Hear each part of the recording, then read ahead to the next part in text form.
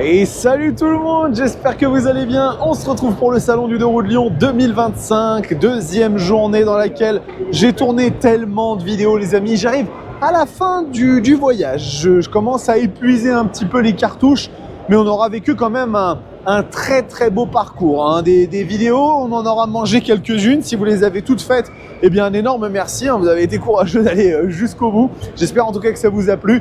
On va aujourd'hui, sur cette vidéo en tout cas, parce qu'aujourd'hui on est toujours le même jour, parler d'une marque qui monte en popularité. C'est une marque très ancienne, hein. C'est une marque qui existe depuis très longtemps, mais qui récemment a sorti des modèles qui ont vraiment beaucoup plu au public. Et du coup, eh bien, on va visiter leur stand. Cette marque, c'est Royal Enfield, les amis. Vous devez sans doute connaître Royal Enfield, qui font quand même eh bien, des motos qui sont très particulières, qui ont un esprit vraiment bien à part, bien à elles. C'est pas forcément ma cam à la base, hein, c'est pas vraiment le genre de machine vers laquelle je me tourne spontanément, mais j'ai très envie d'aller découvrir eh bien, leur stand. Et eh bien, écoutez, avant de démarrer, vous le savez, ça ne fait aucun mal de vous abonner à cette chaîne, d'activer la cloche de notification pour ne rien rater des lives, de l'actu, etc. Et puis, eh bien, le petit like et le commentaire permettent de référencer un petit peu mieux la vidéo, de donner de la force sur l'algorithme et moi aussi de connaître un petit peu mieux vos préférences. Alors, on y va, c'est parti. Je ne sais pas trop par quel endroit commencer. On va commencer par le bout et puis on va dérouler un petit peu comme ça. Donc, on y va, c'est parti. Royal Enfield. Regardez déjà, on a une belle affichage. Ils ont fait un très beau stand, hein. Vraiment, il est très sympa, leur stand à Royal Enfield. Et donc, on commence ici avec cette 650 Shotgun, sorte de petit bobber, ma foi, bien sympathique. Et toutes les motos de Royal Enfield, comme je vous disais, elles ont cet esprit un petit peu vintage, un petit peu classique. Et on retrouve directement ça eh bien, dans la toute première machine qu'ils proposent. Donc, cette Shotgun 650, découvrons-la un petit peu en termes de caractéristiques. C'est une boucle qui tourne, donc on est sur un bicylindre, 4 temps de 47 chevaux, machine compatible à 2 avec 52 Nm de couple, 240 kg en ordre de marche. Ce sera définitivement pas une machine avec laquelle on va faire de la conduite extrêmement agressive. C'est plus pour du cruising plaisir. Regardez-moi ce petit compteur. Même tout ce qui est les petits thés de fourche, etc., tout ça est peint en bleu. C'est ma foi plutôt bien réussi, bien assemblé. La selle, pareil, a l'air de jolie facture, hein, en cuir comme ça. Regardez ici les petits détails de finition avec les petites bulles là, les clignotants.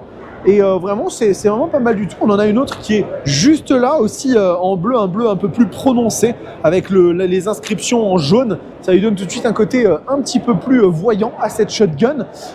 Ensuite, juste là, je pense qu'on n'est pas sur la même machine. En tout cas, je n'ai pas l'impression qu'on soit sur la même machine. Ça a l'air d'être une classique 650 Twin, ou alors c'est juste le nom, l'appellation. Vous me direz dans les commentaires. C'est peut-être une Shotgun, parce que malheureusement, j'ai pas la fiche et que je ne connais pas du tout la marque. En tout cas, il y a vraiment cet esprit, comme je vous le disais, à l'ancienne, hein. Même les traitements qui sont faits là sur le moteur, on retrouve vraiment les ailettes. Alors, ça doit être même peut-être du refroidissement par air, hein. J'en ai pas la certitude, mais si ça se trouve, c'est ça. Encore une fois, vous m'apprendrez, hein, dans les commentaires. Ici, vraiment, on a l'impression d'avoir une moto qui a 30-40 ans, mais ça lui fait un charme, ça lui donne vraiment une identité assez marquée. Et puis, regardez, on continue ici, hein, les couleurs qui sont vraiment assez chouettes. On dirait un voyage dans le temps. Ça, c'est une moto que j'aurais bien vue, on va dire, dans les États-Unis des années 60-70. Très sympa. Donc voilà, pas mal de machines. Là, on rentre dans un univers qui est quand même assez différent avec eh bien, une Casa Brown Himalayan. Donc l'Himalayan, c'est une moto ultra populaire, hein. Vraiment, elle est devenue super populaire sur les réseaux sociaux, cette machine. Vraiment une baroudeuse prête à partir à l'aventure. Il y en a une autre qui est juste ici, qui est un peu mise à l'écart pour vraiment la montrer dans toute sa splendeur. Et cette moto, il y a eu énormément de créateurs de contenu, énormément de youtubeurs qui sont partis avec pour pouvoir la tester, pour pouvoir faire des road trips avec. Ça marche du tonnerre a priori. On a l'air d'avoir un petit écran TFT assez sympa et les prix sont vraiment très bas sur cette moto, hein. On est dans les 6000 et quelques euros. Alors ça reste quand même une machine assez modeste en termes de moteur, hein. C'est un monocylindre de 40 chevaux, 40 Nm, 196 kg en ordre de marche. Donc on voit que par rapport à la Shotgun de tout à l'heure, on est vraiment sur quelque chose de beaucoup plus léger. Et regardez un petit peu, hein, au trophée de la moto, elle a été élue moto de route de l'année, l'Himalayan 450. C'est pour vous dire à quel point elle a eu un succès assez fou cette machine, on en a beaucoup parlé. Et là regardez, on arrive sur des motos encore avec un style totalement différent, vraiment une ambiance un petit peu machine de course des années 60-70, la 249. Donc là on est sur un bicylindre de 648 cc, 47 chevaux, toujours bridable à 2, ça c'est parfait, enfin bridable, pas bridable du coup, mais compatible avec le permis à 2, avec vraiment un aspect, c'est marrant parce que Royal Enfield c'est une marque à la base qui est quand même britannique et on a un style qui je trouve fait très américain dans l'esprit, donc vraiment très classe. Et regardez ici on en a une autre, et celle-là, alors la dernière pour le coup, vraiment en termes de modernité, elle fait tout de suite beaucoup plus moderne, je trouve. On est vraiment sur quelque chose de beaucoup plus actuel, et ça lui va très bien. Ça fait penser un petit peu à un scrambler, ça fait penser un petit peu à des machines aussi qu'on pourrait retrouver chez Triumph. C'est vraiment sympa. Alors peut-être que je me suis planté sur le nom, parce que j'ai l'impression que ouais, c'est une Interceptor BR 650, donc excusez-moi. Voilà, encore une fois je vous le dis, hein, moi là je les découvre ces machines là. Ici on a l'air d'avoir un petit cruiser un peu différent, et là aussi une Super Meteor 650. Donc voilà, vous êtes sur des cylindrés qui sont aux alentours des 600-700 cc ou moins, hein, bien sûr. Vous voyez qu'ici au niveau du freinage, on a une jolie fourche inversée, et on retrouve ici eh bien du freinage by Bray, hein. Donc vous savez, by Bray c'est un peu l'entrée de gamme de chez Brembo, hein. By Bray ça veut dire by Brembo.